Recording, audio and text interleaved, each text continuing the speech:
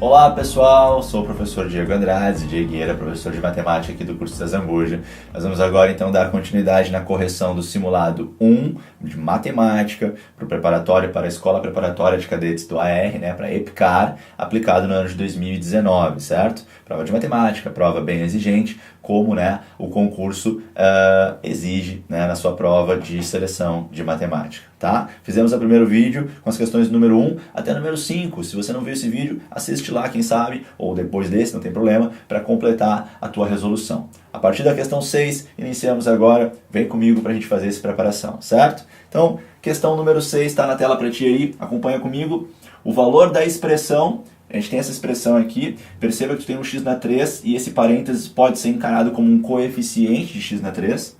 Aí nós temos o x ao quadrado e o b menos 1 sendo coeficiente de x ao quadrado. Nós temos aqui o x e o c menos 1 sendo o coeficiente dele. E o 10 pode ser encarado como um termo independente. Ou seja, a gente pode olhar para todo esse numerador dessa fração e encarar que ele é um polinômio de grau 3 talvez, né? E os coeficientes então são apresentados como aqueles parênteses em que eu não sei qual é o valor do a e qual é o valor do b. No denominador, aí eu tenho bem mais claro um trinômio, né? Um polinômio de 3 termos e de grau 2, porque o x ao quadrado está nos dando o grau. Só que a questão avisa para ti que o resultado dessa expressão ele não depende do valor de x, tá? E para que isso seja verdade, nós queremos saber qual é a soma dos valores de a, b e c. Como assim, né? Como é que esse resultado não vai depender do valor de x? Bom, isso só será verdade se for possível fazer algum tipo de divisão aqui e essa divisão cancela todo mundo. Como será que vai dar para fazer isso, né? Bom, para ter alguma chance de dar certo, eu preciso que o x na 3 lá de cima vá embora. Que daí eu fico com um polinômio de grau 2 em cima e um polinômio de grau 2 embaixo. Se esses polinômios forem iguais, eu consigo dividir um pelo outro e o resultado dá 1. Ou talvez dê 2, algo assim. Mas eu preciso que o x na 3 vá embora. Então, é muito útil que o a seja igual a 2. Porque se o a for igual a 2, então esse parênteses aqui dá 0 e o x na 3 cai fora. Então vamos lá, o nosso a sendo 2 nos dá esperanças para a gente continuar. Depois disso, eu preciso que esse trinômio aqui possa dividir perfeitamente por esse. Então, bom, o que eu vou pensar aqui, né? Eu tenho esse trinômio aqui terminando em 5 e esse aqui terminando em 10. Então eu posso de repente forçar esse trinômio aqui, o trinômio b menos 1 vezes x quadrado mais c menos 1 vezes x mais 10. Eu posso forçar ele a ser o dobro do que está lá embaixo. O dobro de x ao quadrado menos x mais 5. Ou seja, forçar ele a ser 2x ao quadrado menos 2x mais 10. Isso eu consigo. Porque, bom, eu já tenho um 10 lá, né? Então o 10 já está ok. Está aqui.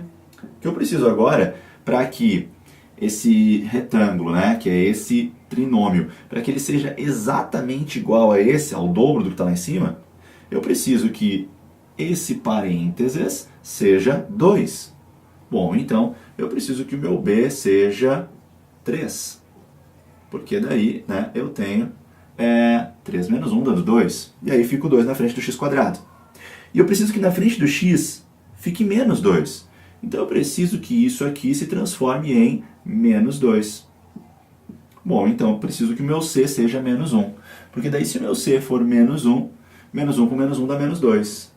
E assim eu consegui valores que me servem, passei o torto aqui, valores que me servem, né, para A, B e C. Perceba que então, se o A, o B e o C forem esses valores, né, a gente acaba tendo no nosso numerador da fração, essa daqui dá 0, né?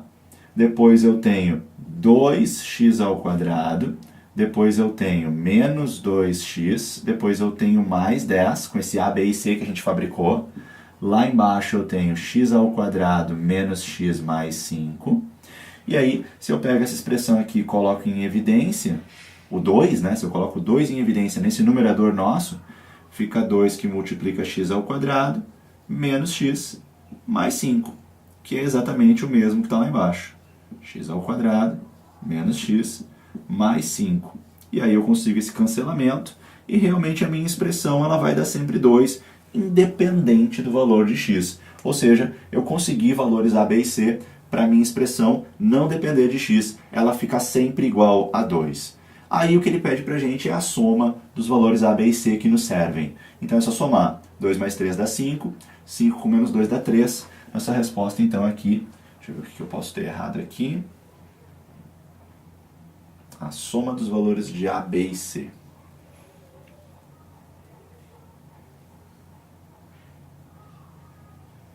O b é 3, o a tem que ser 2, dá 5 com menos 2 que dá 3. Aqui a resposta certa é 3. Talvez essa questão aqui esteja com um pequeno erro na digitação, tá? Mas o b realmente tem que ser 3, tá tudo certinho aqui. O c, não, o c tem que ser menos 1, é aqui que está o meu erro. O c tem que ser menos 1, como a gente tinha combinado, né? Menos 1. Então, 2 mais 3, 5, com menos 1, 4. Agora, fechou? Isso, pronto, tá aqui. 4. Finalizamos assim a questão. Distração minha aqui, eu tinha colocado menos 2, mas é menos 1 certo. Avançamos para a questão número 7, então. Questão número 7. Considere a expressão 3x² mais y² mais z² igual a 2xy mais 2xz. Não sabemos o resultado dessa expressão sem saber os valores de x, y e z. Mas existe um único valor para x, um único para y e um único para z que tornam essa expressão verdadeira. Vamos ver. E aí queremos a soma desses valores. Tenta perceber o seguinte, ó, 2xy e 2xz nos lembram um pouquinho o produto notável. Então, quem sabe uma ideia muito interessante é a gente pegar essa expressão aqui, puxar o 2xy e o 2xz para o lado esquerdo, claro que eles trocam de sinal com isso, né? E então pensar da seguinte forma. Se eu tenho aqui 2xy, eu posso pensar que esse 2xy é no trinômio aquele 2 vezes o primeiro vezes o segundo.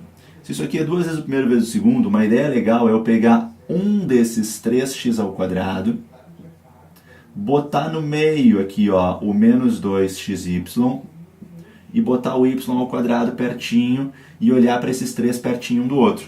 Eu peguei um dos x² e botei aqui, e botei junto com eles esse aqui. Depois eu posso pegar outro dos 3x² e posso botar pertinho do menos 2xz. Opa, xz. Deixa eu ver se eu consigo aqui, com a borracha, rapidamente eliminar esse aqui. Pronto. E então, 2x z, agora sim, mais z². E aí eu consigo outro trio interessante. O que faltou? Faltou um dos x² aqui. Olha que ideia interessante, pessoal. Eu só reorganizei os elementos. Só que reorganizando os elementos, tenta perceber que aqui tu tem um trinômio quadrado perfeito, ou seja, ele pode ser escrito como x menos y². E eu preciso também perceber que esse trio aqui também pode ser escrito como x menos z². Aí a interpretação final é que eu tenho uma soma de 3 quadrados e essa soma está dando zero. Lembra que um número ao quadrado não pode ficar negativo. Ou ele é zero ou ele é positivo. E eu não posso que nenhum desses números seja positivo, porque se algum deles for positivo, a soma não vai dar zero. Minha única chance de sucesso é se todos esses quadrados derem zero. Então eu preciso que o x seja zero. Aí eu preciso também que x menos y seja zero, então isso obriga o y a ser zero também. Olha só que interessante esse final. E eu preciso que x menos z também seja zero. Então eu preciso que o z seja zero. E aí, todos eles precisam ser zero para ser verdade essa expressão. E aí, então, a soma dos valores x, y, z é 0 mais 0 mais 0, que é 0. Está aqui nossa resposta para a questão número 7. Certo? Questão 8. Fatorando completamente o polinômio x na 9 menos x em polinômios e monômios com coeficientes inteiros. O número de fatores que nós teremos. Fatorando. Então nós podemos começar colocando um x em evidência. E ao fazermos isso, o que vai para dentro do parênteses é um x na 8 menos 1. Perceba que o x na 8 pode ser escrito como x na 4 ao quadrado.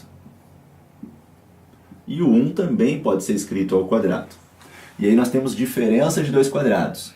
Diferença de dois quadrados a gente pode escrever como sendo soma pela diferença dos números. Já temos 3 fatores aqui. Pergunta é quantos fatores vai dar para fazer. Se tu olhar para esse último fator, tu pode reescrever ele de novo. Só vou reescrever o último, tá? Os outros eu vou copiar como eles estavam. Mas eu posso, no lugar do x na 4, eu posso escrever x na 2 ao quadrado. E o 1 eu posso escrever como 1 ao quadrado sem nenhum prejuízo. De novo, eu tenho diferença entre dois quadrados. Diferença entre o quadrado de x2 e o quadrado de 1. Então eu não vou mexer nesse fator. Não vou mexer nesse fator. Mas o próximo fator vai acabar podendo ser escrito como soma pela diferença. E mais uma vez, eu tenho uma diferença de dois quadrados, porque eu posso botar o 2 aqui sem nenhum prejuízo. Então eu consigo escrever isso aqui como x que multiplica x na 4 mais 1, que multiplica x na 2 mais 1. E agora sim, aqui eu posso escrever x mais 1, x menos 1, aplicando mais uma vez o produto notável. Pronto, não dá mais para fatorar essa expressão, portanto nós temos 1, 2, 3, 4, 5 fatores. Nossa resposta é a letra C. Dá para transformar essa expressão numa fatoração de 5 fatores, que são fatores envolvendo monômios, polinômios e coeficientes inteiros. Tudo certo? Letra C, nossa resposta para essa questão aqui de fatoração. Questão 9, né? Conteúdos similares aqui, álgebra, simplificação de expressões, fatoração, produtos notáveis. Aqui a gente precisa encontrar uma expressão que seja equivalente com essa. Vamos abrir essa expressão aqui. Se eu abrir esse produto notável aqui, fica x ao quadrado menos 2xy mais y ao quadrado. Se eu abrir agora essa multiplicação, cuida que tem um menos esperando ela, então eu vou abrir ela entre parênteses. Mas aqui eu vou ter soma pela diferença, a gente acabou de discutir isso no exercício anterior, só que agora é o caminho inverso. Soma pela diferença dá quadrado do primeiro menos quadrado do segundo. Cuidando agora que aquele menos que estava ali antes, tá? Aquele menos, ele vai trocar o sinal dos dois que estão ali dentro. Eu vou acabar tendo menos x ao quadrado e, menos com menos, mais y ao quadrado. Esse x ao quadrado vai acabar cancelando com esse.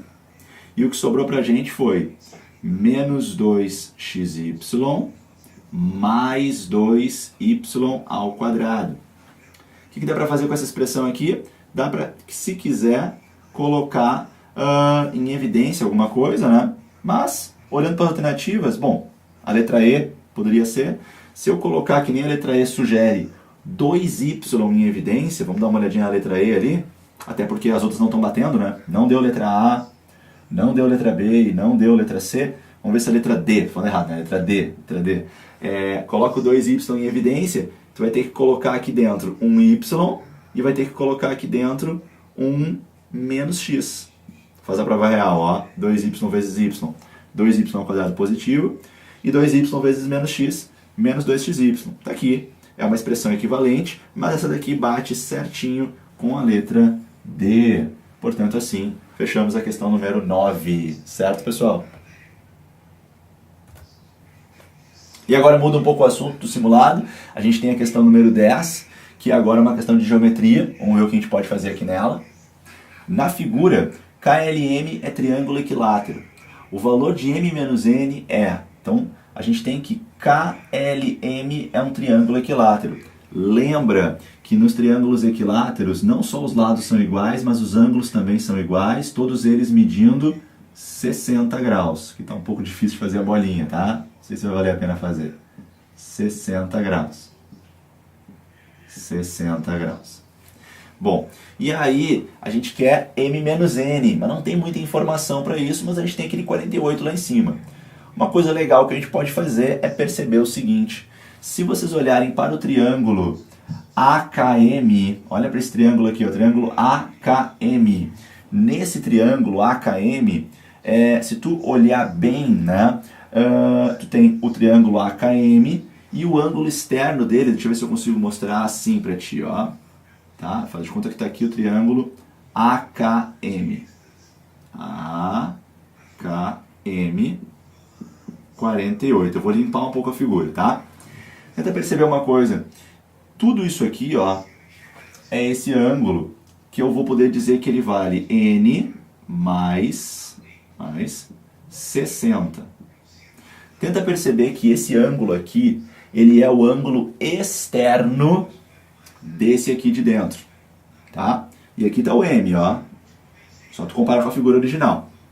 Lembra de um teorema importante que a gente viu no início das aulas, que é o teorema do ângulo externo. Todo ângulo externo de um triângulo, ele é igual à soma de dois ângulos internos. Quais dois? Os dois que não são o vizinho dele. Então, pelo teorema do ângulo externo, a gente tem que N mais 60 é igual à soma de dois ângulos internos, que são M mais 48. Tá? Esse ângulo é a soma desses dois. O que a gente quer mesmo? A gente quer M menos N. Então quem sabe puxa esse N para o lado direito, aí ele vem negativo, e olha só o que a gente tem, M menos N, e joga o 48 para lá subtraindo. Jogou para lá subtraindo, tá aqui. Então M menos N deu 12, mesmo sem a gente saber quem é o M, quem é o N, nossa resposta é a letra A para a questão número 10. Certo, pessoal? Vamos então para a questão número 11. Na ilustração abaixo, os segmentos DC, DE e EA têm todos a mesma medida. E o ângulo CDB mede 17,25 graus. Chamando o ângulo BAC de X, qual é o valor de 8x? Né? E aí marcar as alternativas. Vamos dar uma olhada? Vamos começar com a primeira informação, né? CD, DE e EA são todos do mesmo tamanho. Deixa eu achar isso. CD, vou fazer uma marca aqui. DE, vou fazer uma marca aqui. Opa, não pegou, agora sim. E AE, ou EA. Então eles têm a mesma medida, esses três aí, tá? São todos do mesmo tamanho. E o ângulo CDB, deixa eu achar aqui. CDB, esse ângulo aqui mede 17,25 graus, tá bom? Também eles mandam a gente chamar o ângulo BAC de X. Vamos achar. BAC. Esse aqui. Ele é X. X. Agora, a gente tem que ir atrás do valor de 8 vezes X. Seria legal poder descobrir quanto que vale X e então multiplicar por 8. Vamos ver o que a gente consegue fazer. Primeiro percebe que o triângulo ADE é um triângulo isósceles. E todo triângulo isósceles também tem dois ângulos iguais, que estão sempre embaixo dos lados iguais, apoiados nos lados iguais. Então esse ângulo aqui também é X, que nem aquele lá. Depois, tenta perceber que esse ângulo aqui de baixo, que eu estou te mostrando agora, esse ângulo aqui, ele é ângulo externo desse triângulo que nós acabamos de mostrar. E como vimos na questão anterior, ângulo externo é sempre a soma de dois ângulos internos. Então esse ângulo aqui é 2x. Agora migra para o triângulo CDE. CDE. E como o triângulo CDE é um triângulo isósceles, porque esse lado aqui é igual a esse, então esse ângulo aqui tem que ser o mesmo que esse. E aí esse ângulo vale 2x. Finalmente, a parte mais delicada. Tenta achar aqui para mim o triângulo CDA. Olha para o triângulo CDA e percebe que o triângulo CDA ele tem um ângulo valendo x, ele tem outro ângulo valendo 2x, e percebe que o 17,25 se encaixa perfeitamente como ângulo externo desse ângulo interno aqui. Então a gente pode escrever que o 17,25, por ele ser um ângulo externo, ele é igual à soma dos dois ângulos internos não vizinhos a ele. Ou seja, ele é a soma do x com o 3x. Assim, com 2x, desculpa, né? Já dei a resposta. A soma do x com o 2x. Então ele vale 3x. E aí, então, eu tenho que 3x é igual a 17,25. Eu posso passar o 3 dividindo. Eu tenho, então, que 17,25 dividido por 3 é o meu x. Vou parar por aqui, vou deixar ele assim por enquanto. E aí, então, o que a gente quer é o valor de 8 vezes x. Então, vamos tentar.